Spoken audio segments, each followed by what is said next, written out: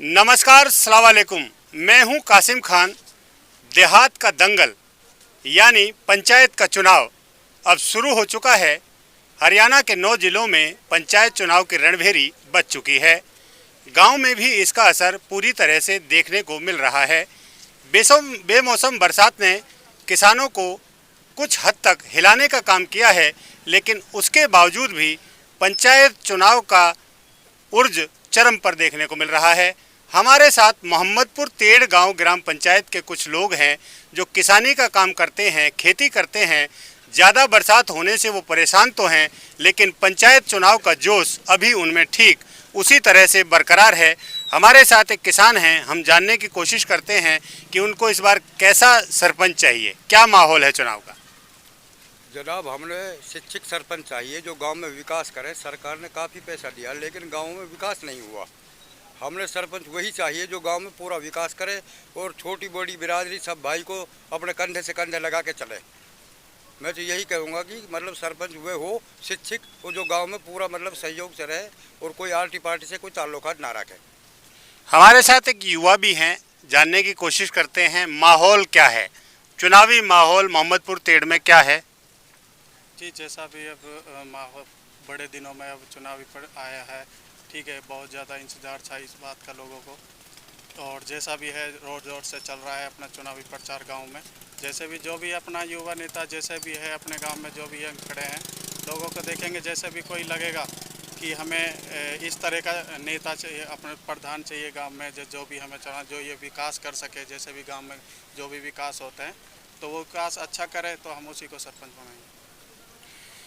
पिछले 5 साल जो सरपंच रहे उन्होंने कैसा विकास किया, हालांकि 2 साल और देरी इसमें हो गई, तकरीबन 7 सालों तक चुनाव नहीं हो पाए। तो 7 सालों तक मोहम्मदपुर तेड़ की गांव की जो तस्वीर है वो कितनी बदली? जनाब, ये है हम उतनी ही बात बताएंगे जितनी है। हमारे एक फिरने का रास्ता है जो आम आदमियों के लिए लिखा नहीं है। आज भी देख सकते हो कुछ की गंदगी मुझे लगता है कोट पास गांवों में नहीं मिलेगी, जबकि हम उसके वोटर हैं। हमने उसका साथ दिया, जान माल दी है, उनको बताया भी है, लेकिन विकास उन्होंने करा है तो अपनी तरफ से करा होगा। हमारी तरफ आप देख सकते हो कोई ना पानी की निकासी है न रास्ता अभी तक सही हुआ।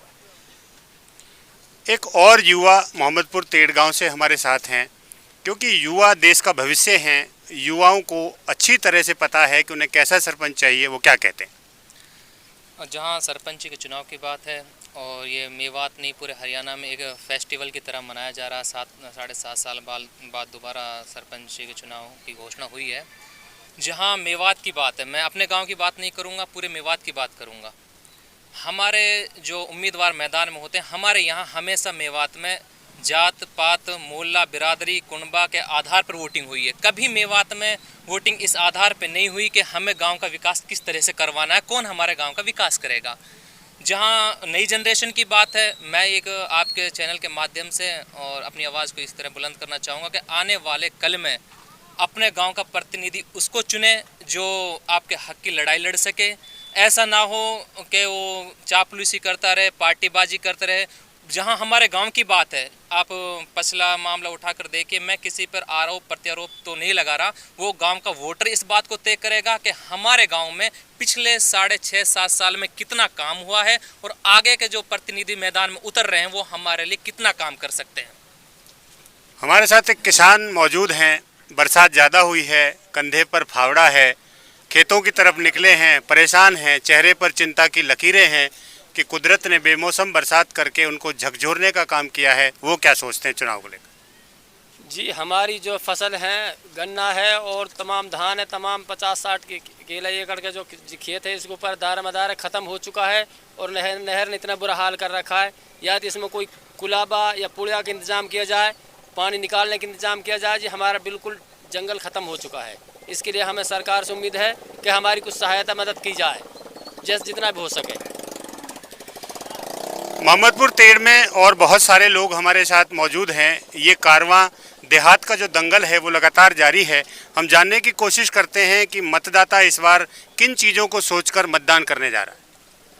हमारा गांव में वो से भैया कुल मिला के जो भी भाई खड़ा है ये लड़ने जा रहा है।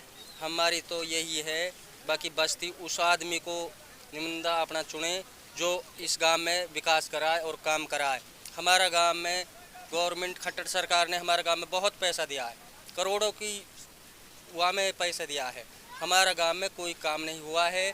जो भी हुआ है वह कुल मिला के उसके आधार पर हुआ है जिससे उसको लालच है। बाकी ऐसा नहीं हुआ जैसे आम जनता का गांव में काम होता है, ऐसे हमारा गांव में काम नहीं हुआ है। बाकी मुँह पे तो यही है, गांव पूरी बस्ती उस आदमी पे लगे कि उसी आदमी पे निर्भर होए जो इस गांव में काम कराए।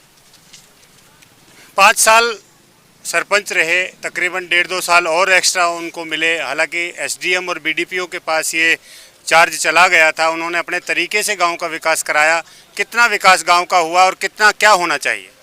गांव का कोई विकास ना हुआ जी आज तक भी। क्यों? आज तक भी रास्ते देखो गांव में पूरे में वहाँ तक फिरनी भी सब कुछ ऊबड़ खाबड़ पड़े हैं। और जैसे भी उन्होंने जो ये लाइन दाबी ना सरकार ने पानी की, वो भी रास्ता ऐसे ही पड़ा है, वहाँ के निकलना भी दुभर हुआ पड़ा है सब लोगों के लिए। मोटरसाइकिल वाले कितने ही गिरते हैं वहाँ पर। मतलब कुल मिला के कोई विकास नहीं हुआ। ने करोड़ों रुपए दिए सरकार की, कोई कमी नहीं है इसमें।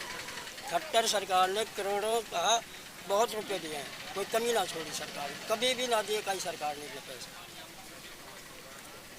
हरियाणा सरकार ने प्रदेश के गांवों के विकास के लिए करोड़ों रुपए की धनराशि का ऐलान किया और राशि दी भी, लेकिन गांव की तकदीर और तस्वीर नहीं बदल सकी। गांव में ना तो रास्तों का सही ढंग से निर्माण हो पाया और बिजली पानी की समस्याओं से भी ग्रामीणों को दो चार होना पड़ा। अब वो आने वाले भविष्य में शिक्षित और विकास पुरुष को सरपंच देखना चाहते हैं।